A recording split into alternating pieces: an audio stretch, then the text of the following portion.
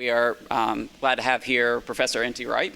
He is the former Bishop of Durham, which, if I'm correctly, that makes you the House of Lords currently, and but most well known for being a biblical scholar and the author of numerous texts.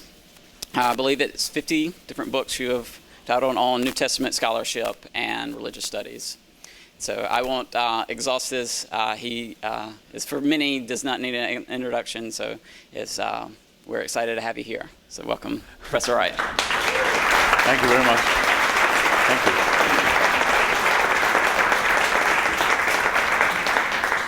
Thank you very much. It's a surprise and a delight to be here. Google for me is something that comes up on the screen, and actually thinking of it as a place, never mind a campus, never mind people, is kind of blowing my mind right now, and I'm very happy about that. I'm also happy about the fact that whereas in my previous job when I was Bishop of Durham, almost every church meeting I went to, I significantly reduced the average age of those present. I think now I'm significantly increasing the average age of those. I suspect I'm at least twice as old as most of you here in this room, and I'm very happy about that. It reminds me that I'm on my way to retirement and to listening to music and playing on the golf course and so on. But at the moment I'm still bouncing around talking about God and Jesus and the Bible and church and the world and culture and what we should be doing in our culture. And since you people are part of the people who are shaping the way that people, not only what people think about, but the way people think, what I want to try to do today is to put out some parameters to do with how I think the gospel, the Christian good news, actually works, and then to reflect just a little on what being human within that good news might look like, and what as humans we ought to be doing in order to engage with the wider world in a way which is wise and honest and actually deeply Christian. The idea of Christians engaging with the world at all has often been at a discount. People think, well, I don't really belong in this world, I have a spiritual identity, I'm off someplace else, and actually that is deeply unbiblical, deeply untrue to the Jewish and Christian vision. I'll explain in a moment. But let me say one or two things about good news. I have a book coming out, which has just come out, called simply Good News. I'm not sure it's actually as simple as some people think, but I'm trying to make it simple. But the main message of that book is that, contrary to popular imagination, the Christian message is good news, not good advice. And there is all sorts of difference between news and advice. And news is a funny sort of thing. I mean, many people think you go to church in order to get good advice about how to live. Well, maybe you do, but that's not the main point. Or good advice about how to reorder your private spirituality. Well, that, again, may happen, but that's not the whole point of it. Or even good advice about which technique to be sure you plug into so that after your death you go to the right destination. Well, again, that seems pretty important, but that sounds like advice rather than news. News is about something that happens as a result of which the world is a different place, often in ways that people don't expect, sometimes in ways that they don't want. You all know where you were on September the 11th, 2001. I bet you don't know where you were on November the 22nd, 2003. I know exactly where I was. I was in a hotel room in Atlanta, Georgia, and I phoned home at 5 in the morning because the television screens were not showing the event that I wanted to see, which was the final of the Rugby World Cup, because England were playing Australia in Australia, and nothing Australians like more than to beat the British at one of their sports. So I was naturally, England had made it to the final, astonishingly. So I was on pins to find out, and I knew my daughter would be glued to the television. So I phoned her at the appointed hour. Oh, Dad, it's terrible. It's got to full time and the score is 17-all and they have to play another half hour and it's all very tense. And so I got up and I paced around and I waited for half an hour and I phoned her again and, hey, yay, we won. And the last kick of the match, Johnny Wilkinson, who was the poster boy of English rugby, had done a drop goal. And as a result, England had won and Australia were decimated. And then I had a dilemma. I was in a semi-dark hall in a hotel in Atlanta, Georgia, and I wanted to go up and hug the hall porter and say, did you hear we won the World Cup? And I wrote, he probably doesn't know what rugby is. He may not even know where Australia is, let alone anything else. And I sort of wanted to tell the check-in clerks, did you hear the news? This means nothing to them whatever. And I was waiting for somebody to come downstairs to the conference who knew that there had been a game going on. And finally somebody did, and it was an Australian. So I had this good news, which was foolishness to the Americans, scandalous to the Australians, but for those of us who believed, it made us happy. It made us happy all year. And one of the effects was hundreds, thousands of little English boys and at least hundreds of little English girls wanted to be Johnny Wilkinson when they grew up and would be practicing drop goals in the schoolyard.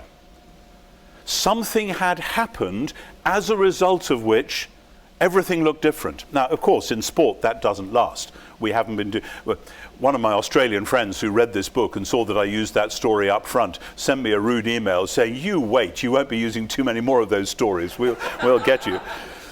I did actually send it, when it happened, I sent him an email congratulating the Australians on being such good losers. And he sent one straight back here saying, "Yeah, considering how little practice we have at it, at losing, that is." But you see, news is about something that's happened as a result of which the world is a different place, and as a result of which things kind of fracture. Some people say, this doesn't make any sense in our world. Other people say, this makes all the wrong kind of sense in my world. But some people find that it transforms their lives. And in the early Christian world, that's what happened. How did it transform their lives? What was going on? Well, the gospel, the good news, is a message about Jesus. But so many people have put that message within an implicit backstory, which makes it different from how the early Christians saw it. You see, my backstory was that I've been following English rugby since the days when, believe it or not, I played rugby myself as a teenager. I've been interested in what they're doing, following them. I knew the backstory. The Australians knew their backstory, and those two were going to clash. The Americans in Atlanta had no backstory at all, no interest, didn't mean a thing. I might as well go out on the street in St Andrews and say that, I don't know, Duke have beaten Caltech at basketball or something. You know, people just aren't terribly interested in St Andrews. I'm sorry about that. What's the backstory? The backstory for so many people, both inside the church and outside, goes like this: that there is this dangerous God somewhere up in the sky. Maybe we're not sure, but if there is, he's dangerous. He's made a very high moral bar which he wants us all to jump over. We've all failed to jump over that moral bar, so he's out to get us.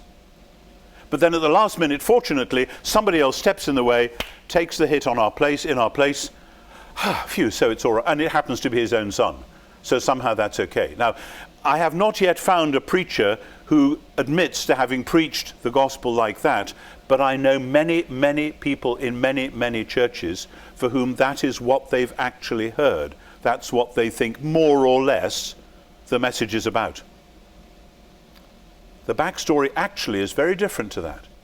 The backstory is about a good God who made a good world, and who made human beings to be within his good world as people who would bring wisdom and order and flourishing and possibility to that world, to develop his creation. It says, be fruitful and multiply and look after the world, name the animals, tend the garden. And who would sum up the praises of the world, the praises of the trees and the seas and the animals and so on, and present them in articulate speech before God. This is the vocation of being human. And that vocation remains. Come back to that in a moment. But when humans mess up and say, no, we don't want to do that. We've got our own way of doing this, and we're going to manipulate the world in our own way. Thank you very much. And, well, God, if there is a God, you can do your own thing. The result of that is not that you have a big, bad, angry God with a big stick about to beat us over the head, but that the project for the creation as a whole is out of joint. You see that in 100, maybe 1,000 different ways, both in the Bible and, of course, in our world. Now, there are many, many mysteries about this. I'm not saying that human rebellion causes, say, earthquakes. You know, a tectonic plate does what a tectonic plate does, and so on. However, many, many things have gone radically wrong in the world as a result of human brokenness. And the plan, the backstory, is about God dealing with the human brokenness in order to put the world right. In other words, God the Creator, promises and intends to put the world right, and so he puts us right in the present in order that we can be part of his putting right project for the world. That's how the story works. And within that you get, if you're a traditional Christian with theories of atonement, incarnation, resurrection, etc., you get all of that. In fact, you get it enhanced. It makes more sense of your traditional frameworks and texts, not less. But what this leaves us with is a vision of a world with the Creator putting it right, doing so through Jesus, and then promising that what he did through Jesus uniquely one-off, that's the news about the event that actually happened, what he did with Jesus he will do in the future for the whole creation. Hence, the death and resurrection of Jesus point forward to the ultimate event, which is God putting the whole world right, and we are held in between the one event and the other. This is where the rugby story doesn't work quite so well. Another story which I use in the book and which I develop is the ancient historical story of what happened after Julius Caesar's assassination in 44 BC. His heir and successor, putative successor, Octavian, ended up in a civil war against Antony, who'd been one of Caesar's best friends, because they could tell the big prize was out there. Only one of them would be the big dog in this great superpower that was the early Roman Empire. And finally, and all the Roman world was on tiptoe waiting to see what would happen, because half of them were with one and half of them were with the other, and half of them hated them both, and it was all very confusing. Finally, Octavian defeated Antony at the Battle of Actium, and Antony and Cleopatra went back to Egypt, where they died not long afterwards. And then Octavian had to go around all the bits that needed mopping up and sorting out before coming back to Rome. But the word would get back to Rome, and this is the point of my telling the story. Something has happened as a result of which the world is a different place. Octavian has won. He's now going to be in charge. You better get your head around that one and your allegiance sorted out. Something will happen. He's coming back to Rome when he's sorted out all the other stuff. And anyone living in Rome between the victory at Actium in 31 and Octavian's return 3 years later would know that they had to order their lives in accordance with the fact that now there was a different system obtaining. Something has happened as a result of which the world is a different place. Something will happen which will complete that, and we live in between the two. So when, as a Christian, I say, well, something has happened, this is the death and resurrection of Jesus, and the gift of this strange, mysterious, sometimes intimate, sometimes frightening force that we call the Holy Spirit, the interval between those gifts and the final putting right of all things is where we live. And that's where the human vocation gets restored. And the human vocation in the New Testament will be, again, to be image bearers. The image, by the way, many of you may have heard this language about being in the image of God, and there are all sorts of theories about what that means. Biblical scholars now are increasingly convinced that what it means is that humans are designed to be a kind of angled mirror, so that you reflect God out into the world, think of the angled mirror, and you reflect the world back to God.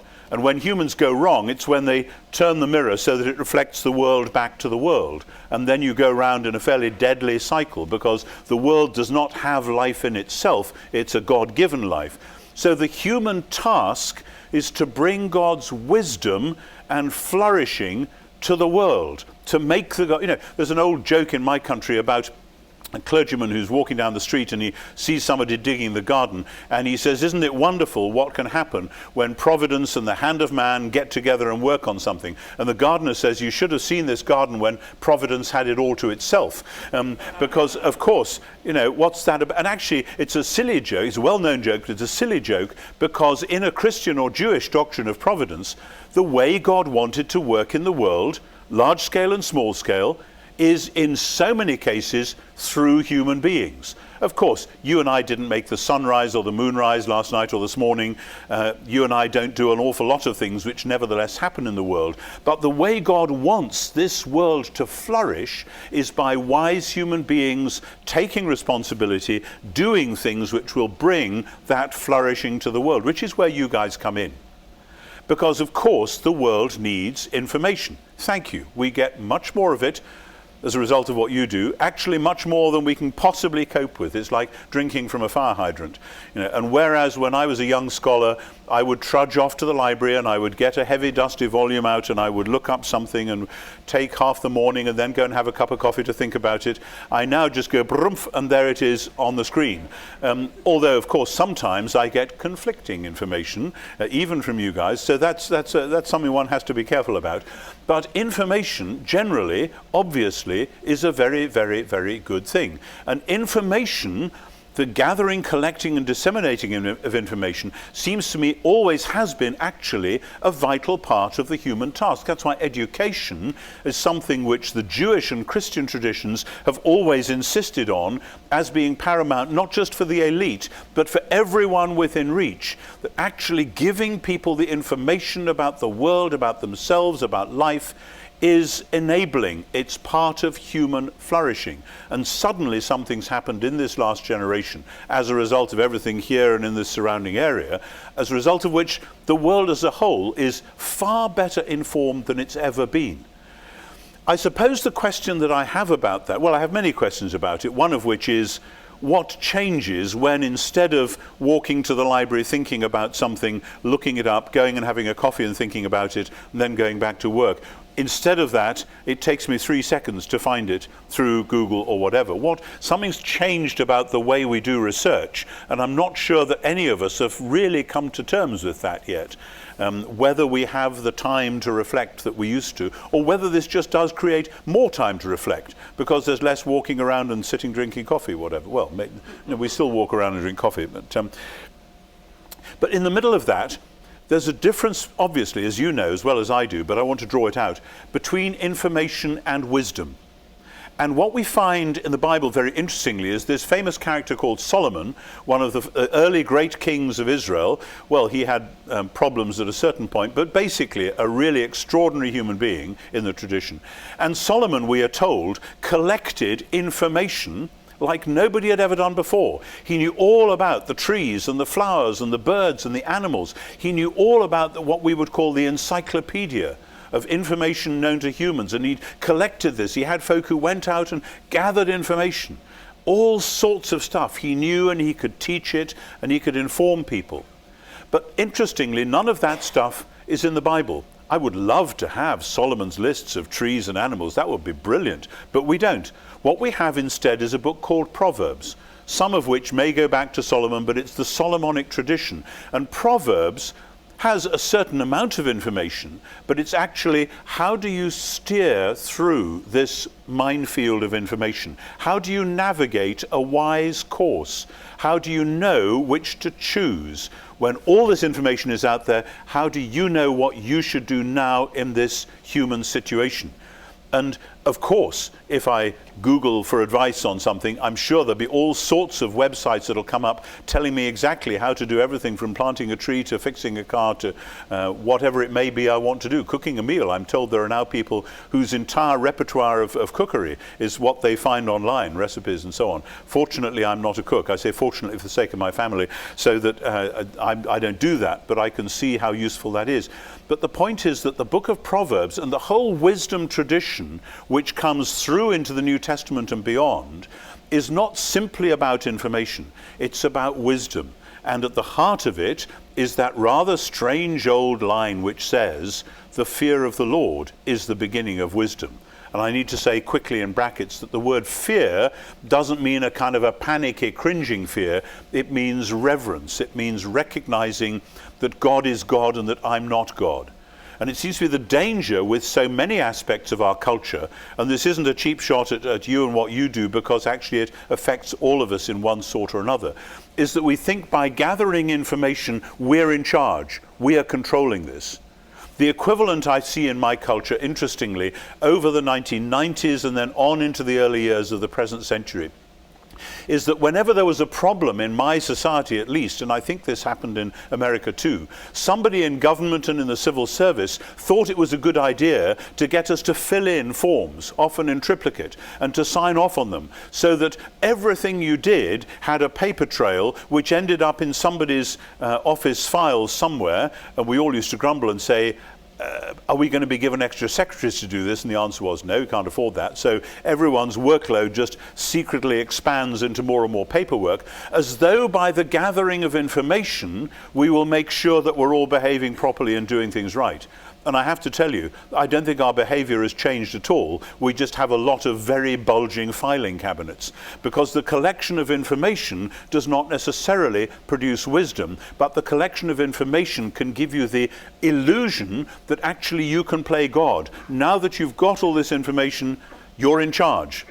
And of course, if you've got information, that does give you power, gives you a lot of power over anyone who doesn't have information. But the real secret is, how do you select, arrange the information, and how do you do so wisely? In the New Testament, that whole idea of wisdom, like so many other things in the Old Testament, comes forward and emerges not just as an abstract ideal, but as a person. Because one of the big categories that swirls around in the New Testament is the idea that Jesus himself is the embodiment of wisdom. St. Paul says, in him are hidden all the treasures of wisdom and knowledge, which is like, how does that work? How does that cash out? Well, it doesn't mean that if you know Jesus, that if you're a Christian, you'll suddenly become a walking encyclopedia. It does mean, however, that if you get to know Jesus and let him reshape your life, then there is at least a chance that in some ways, at least to begin with, and hopefully more as you go on, you will be making wise choices about what from that world of information to harvest, to deploy, to do things with, and in particular, how to use the information wisely for the benefit of the whole world. Because that's the other thing.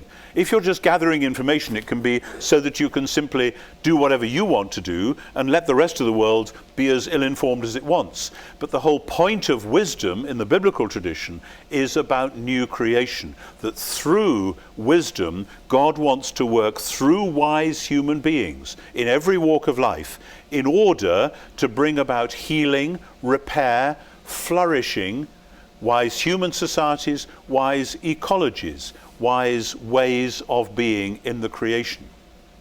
So the vision of good news of what happened in Jesus and what will happen at the end catches us in between it.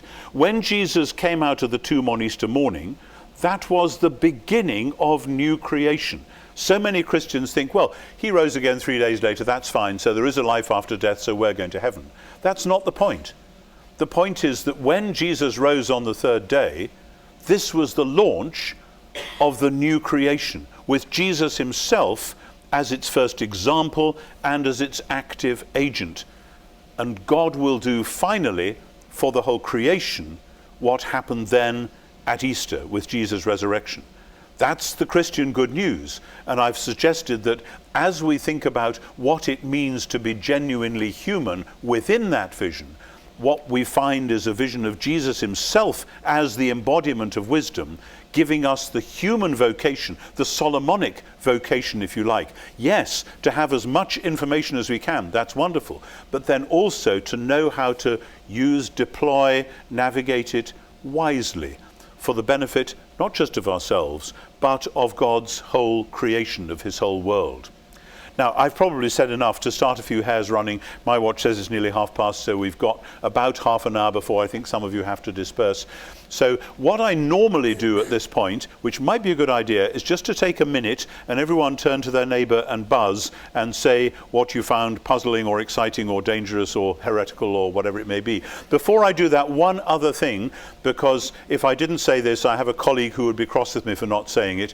I am working in partnership with the Wisconsin Center for Christian Studies, and they have set up some mass online courses with me as the speaker, though they're doing all the actual work, preparing the course materials and all of that.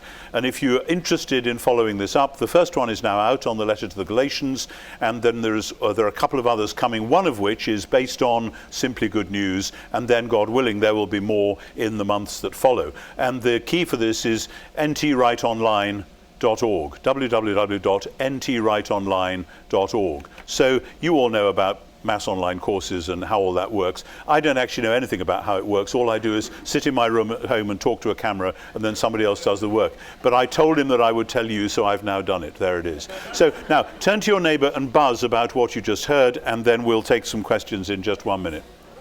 Hey, I would like to ask your opinion on something. So in the beginning of your talk, you were saying that humans act through God, or God acts through them to create a good world, and sometimes they get rebellious and we mess things up.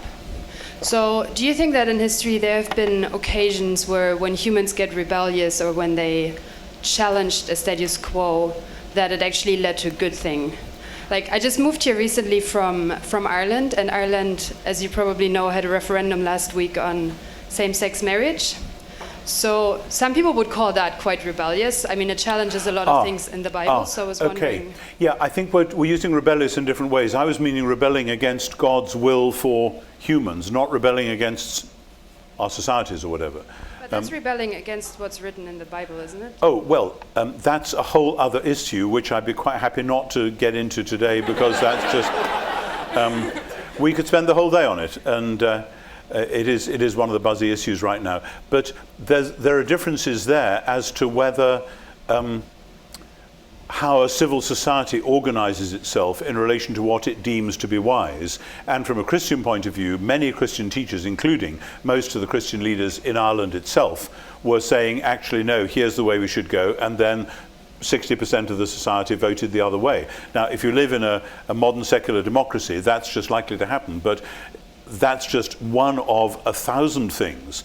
Like for years, centuries, governments, often would-be Christian governments, have legislated in favor of, say, slavery, or in favor of not giving women the vote, or whatever. And yeah, I think bad things have happened as a result of that, but it takes a long time. That wasn't what I meant by rebellious. Obviously, there might be specific examples, but I meant in the much bigger, more general sense. Yeah, it'll work out in the particular ones as well. In the bigger, more general sense, that there are broadly pretty obvious ways of human flourishing. I mean, start with the Ten Commandments for a start. You know, that if you don't steal and don't commit adultery and don't murder, etc., and honor your parents and don't tell lies, and especially on oath, then this will be a better place to live in than if you go about doing those things.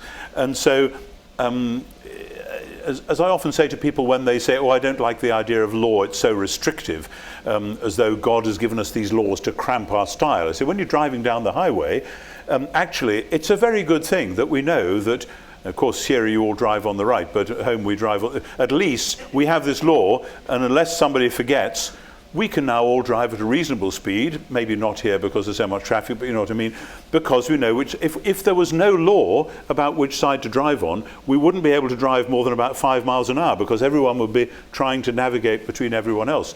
So when we rebel against the broad law which God has given, as in the Ten Commandments, etc., then yes, society fractures and deconstructs and bad things happen, and this has spin-off effects. But not being Irish, apart from anything else, I couldn't possibly comment, though I'd like to, maybe we could have a quick chat afterwards. I'd like to know about that. Next question. You had mentioned the purpose of the resurrection wasn't primarily, yea, now we all get eternal life, but to launch this new creation of which Jesus is I think you said the acting agent and the first example of.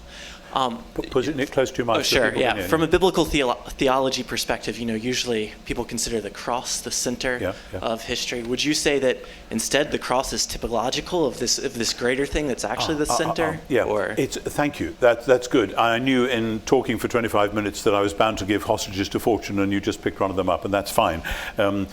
The cross and resurrection go absolutely together. The resurrection means what it means because it is the resurrection of the Jesus who was crucified.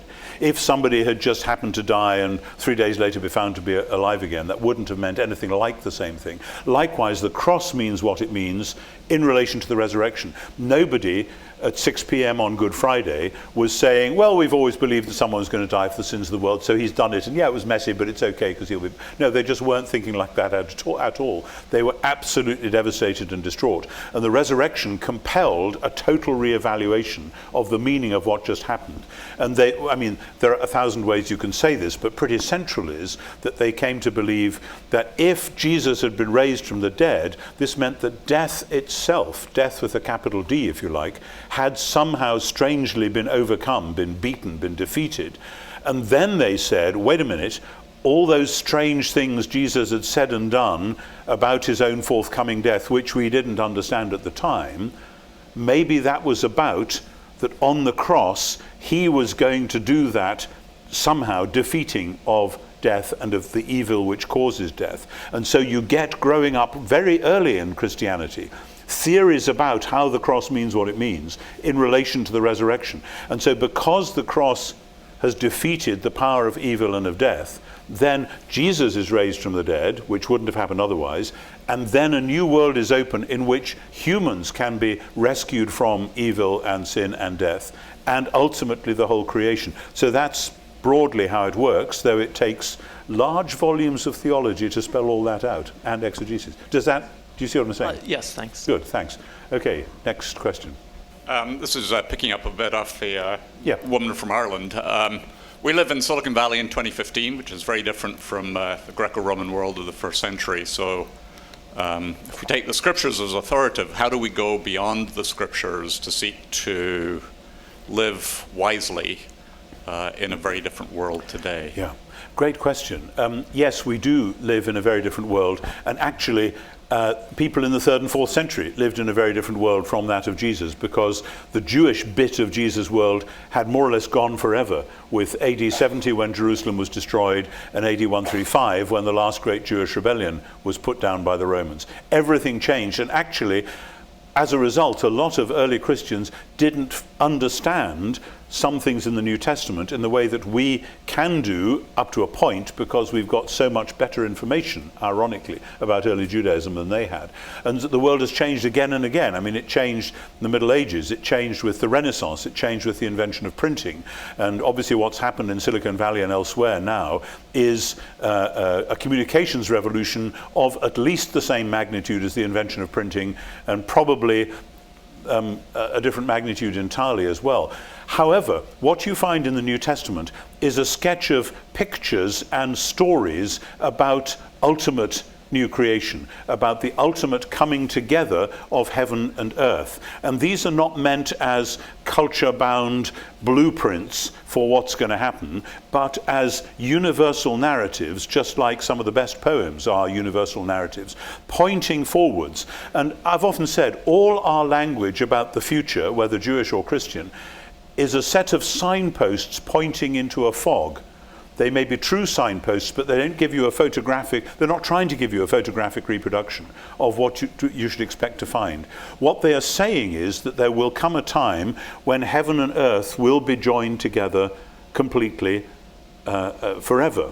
And that within that, there will be a new world which will be like the present one, only much more so, much more flourishing, much more real, so that the world itself, and us in particular, we are at the present just a shadow of our future selves. You know, there's a real you that God will make you and give you at the end that will be recognizably you and just like you, but so much more so.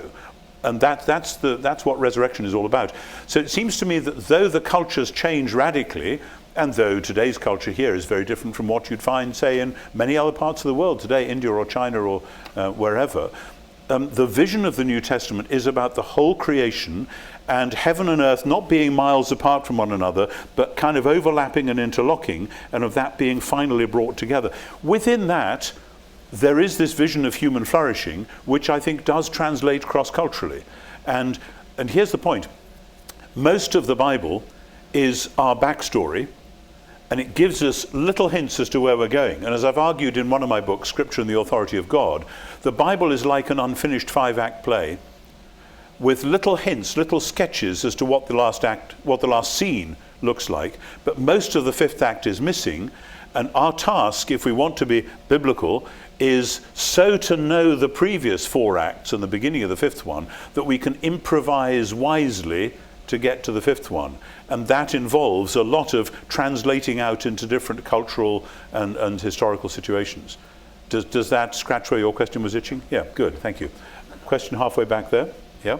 I'm just curious if I understand you correctly, if wisdom is sort of personified in Jesus, and if it's actually the wise usage of information, does artificial intelligence ultimately bring together information and wisdom?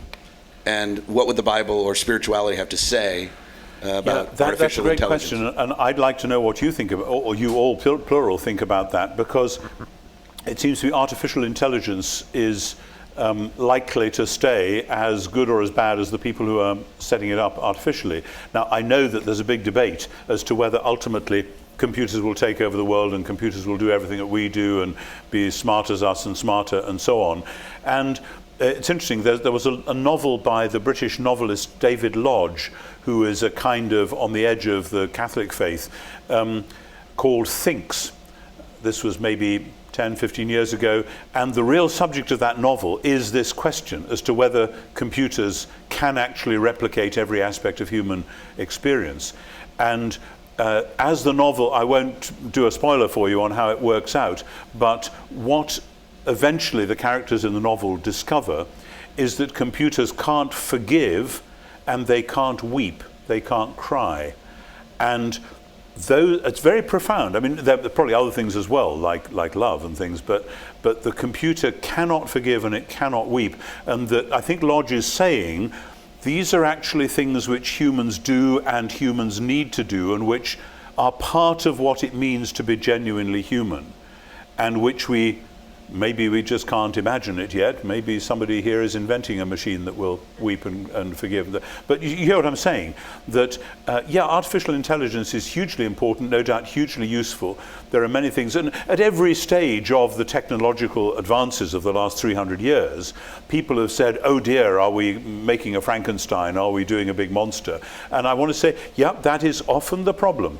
Some of the greatest historians of the 20th century, I'm thinking for instance of Herbert Butterfield in Cambridge, were mightily exercised after 1945 at the thought that the science and technology that they had put their trust in, that they believed in, that they thanked God for, had been used to make atom bombs which were then dropped on 2 Japanese cities, and now a force, as it were, let loose in the world that nobody knew what. And that's a Frankenstein moment.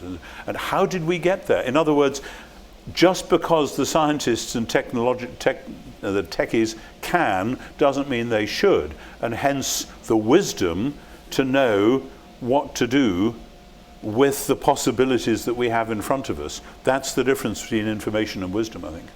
What steps would you recommend in order to navigate through all this information and the new creation? Wow. Oh, goodness. There's no one-size-fits-all answer for that. Somebody was asking me at lunch about particular vocational issues, and vocation is a fascinating thing. Sooner or later, if we put ourselves in the way of finding out what we're supposed to do, we may well discover. Often it's difficult, dangerous, complicated. None of us do more than a tiny fraction of the things which ought to be done in the world. That's why we need one another in a global community. In New Testament language, it's about the body of Christ, that we have different bits and pieces, all gifted differently, but all aiming at the same ultimate goal, which is the flourishing of God's creation and the enabling of humans to be rescued from everything that is preventing them from doing that flourishing, and to rediscover what it means to be genuinely human. In the Old Testament, this again and again comes down. Think of Psalm 72, where you have this grand vision of the king who is going to come and is going to bring God's justice to the world. And again it says the main thing that he's going to do as the priority number one is to look after the poor, to listen for the cry of the needy, and to make sure that they get sorted out.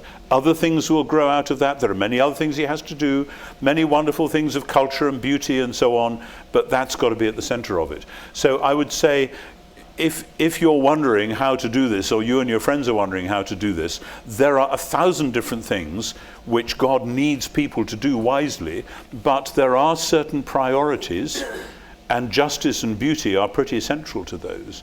And the danger with a kind of technology just doing what it wants to do is that both justice and beauty can get squeezed out, and you end up having something which is super efficient but which actually squelches genuine humanness over on one side and does not produce anything other than brutalist boxes on the other.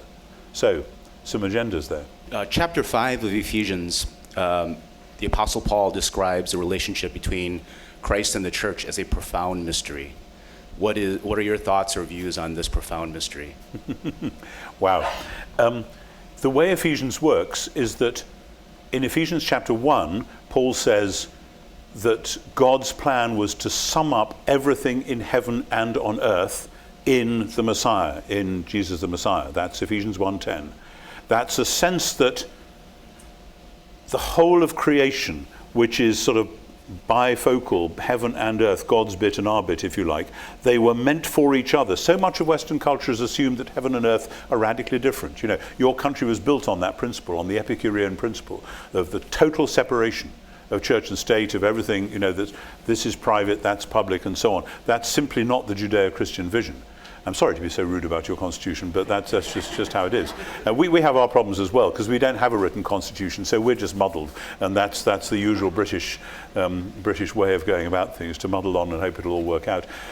But so Ephesians 1 says God's plan is to unite everything in heaven and earth in Christ. Ephesians 2 says that by rescuing people from all that was corrupting their humanness, sin, death, evil, wickedness, whatever, God has brought together Jew and Gentile into a single family, which constitutes the temple.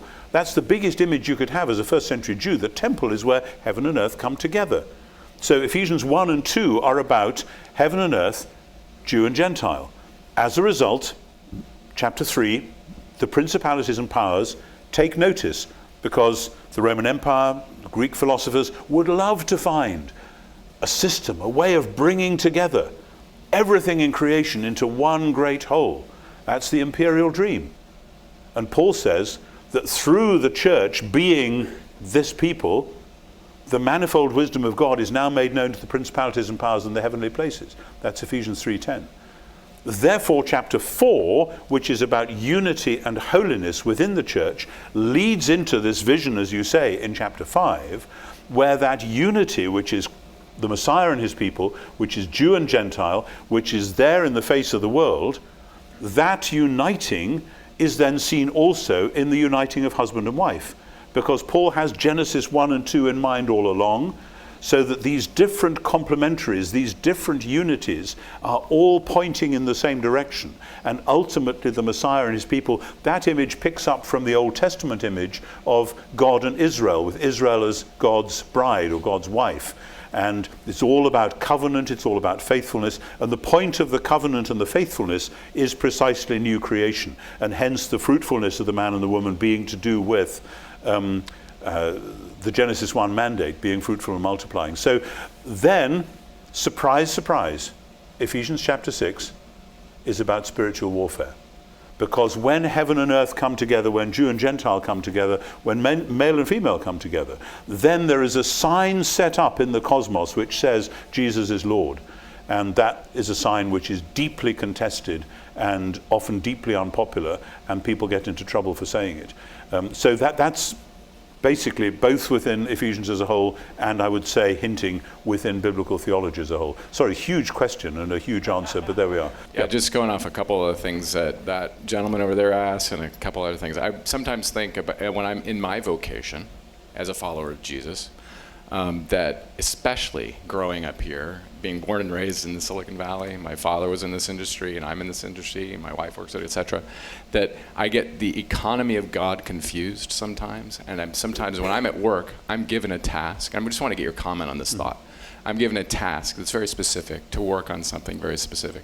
But sometimes I think the reason I'm there is to serve those around me, like God did like Christ did with the woman at the well. Or those examples, you know, the woman caught in adultery. Both those stories are just so intriguing to me. And I just want to get that thought from you. What you think about that? It's, when I'm at work, I'm supposed to be doing this work, but sometimes I'm conflicted. I feel like I'm really supposed to be serving those around me. Yeah.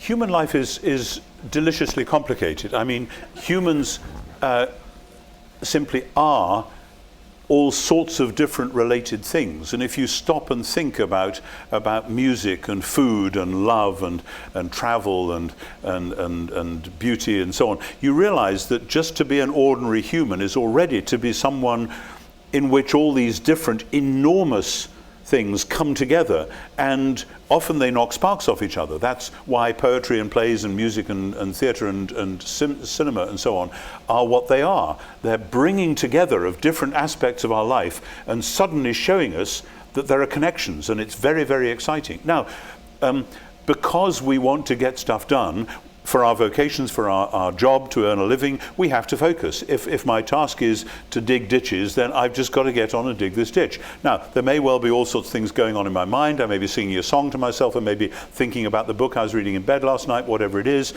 And then if the person digging the ditch next to me starts singing a different song, telling a different story, or starts weeping because of something that's happened in their life, then, okay, we still have to dig the ditch, that's got to be done, but we have to figure out how then to say, hey, let's go and get a beer at half time and see what's going on.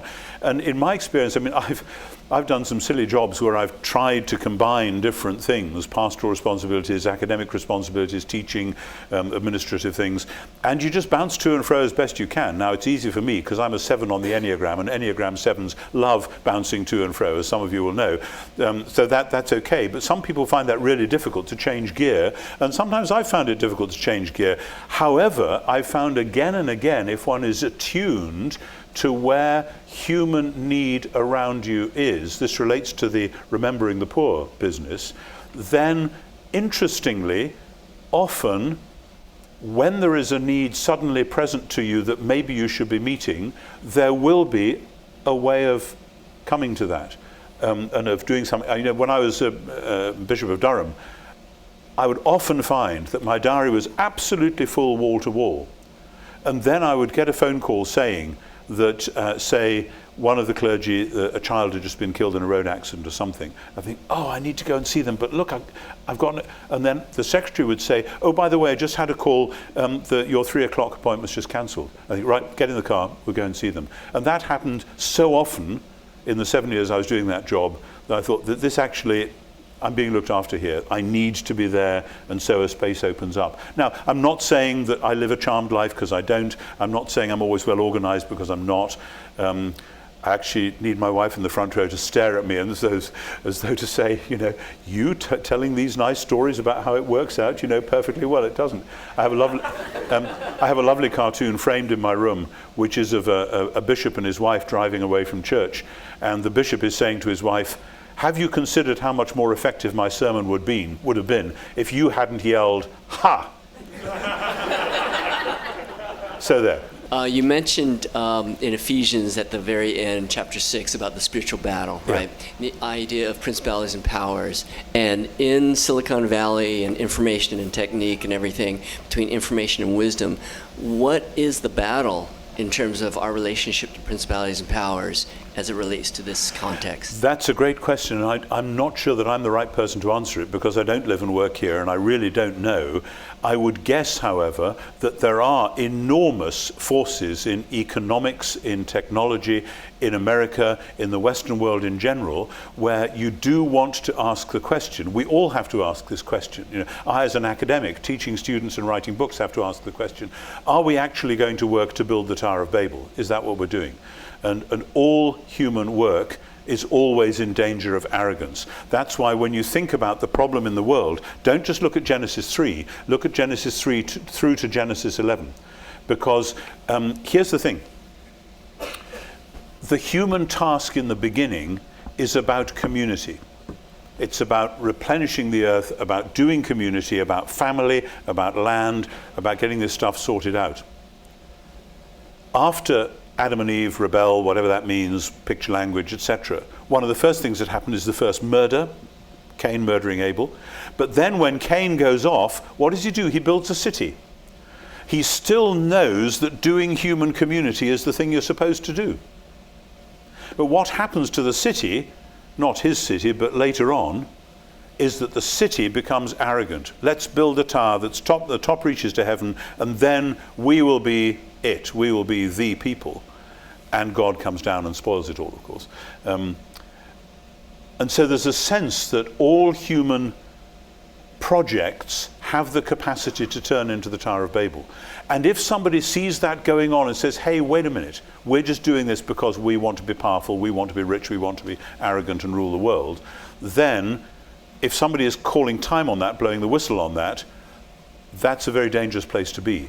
Because here's the thing, when humans worship that which is not God, whether it's power or money or sex or whatever it is, humans give to that dark force, which we loosely label like that, the power which we ought to have, but which in fact we're giving to these forces. We call them forces.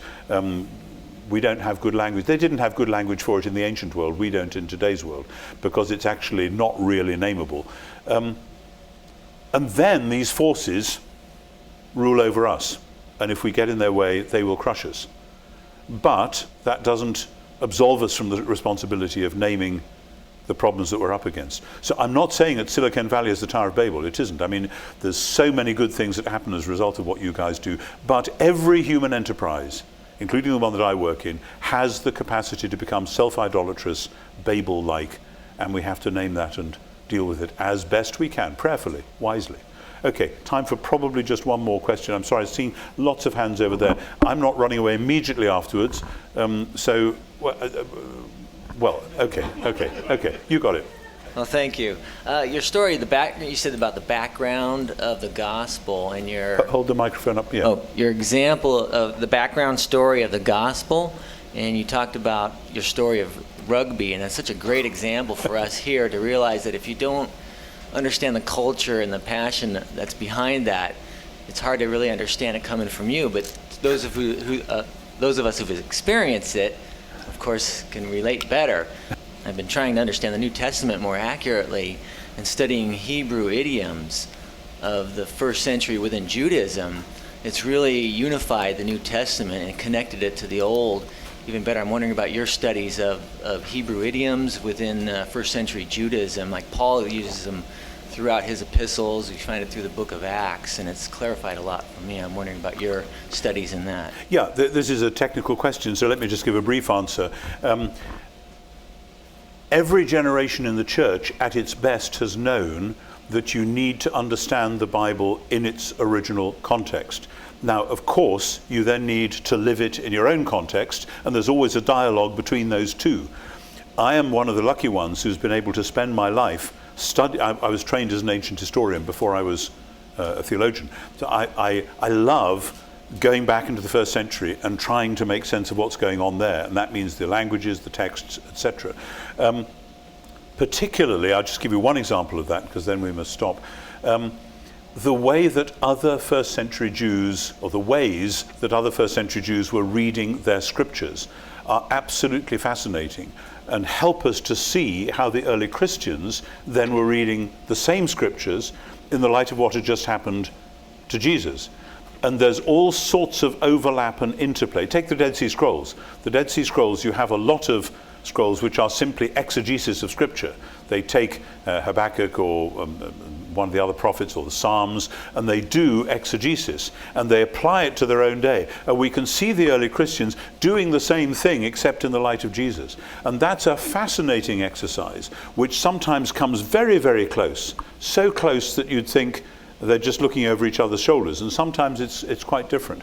One of the key things, of course, being that many, many Jews, not all in the first century, believed that when God was going to do what God was going to do for Israel and the world, it would involve an actual battle, a real bloodbath, a fight, and that God would lead them in victory against the pagan hordes. It had happened before in 164 with the Maccabean revolt, and they hoped it would happen again. And one of the most important things about the early Christian vision is that because they knew Jesus, the crucified and risen one, when they talk about the battle which is going to come, it's not one which humans will fight in the ordinary way. Hence the Sermon on the Mount. When God becomes king, he doesn't send in the tanks, he sends in the meek and the mourners and the brokenhearted and the hungry for justice people and the peacemakers. And that's how God's kingdom comes on earth as in heaven. And you know, we still have quite a lot to do to learn about that stuff. I think we're done. Yeah.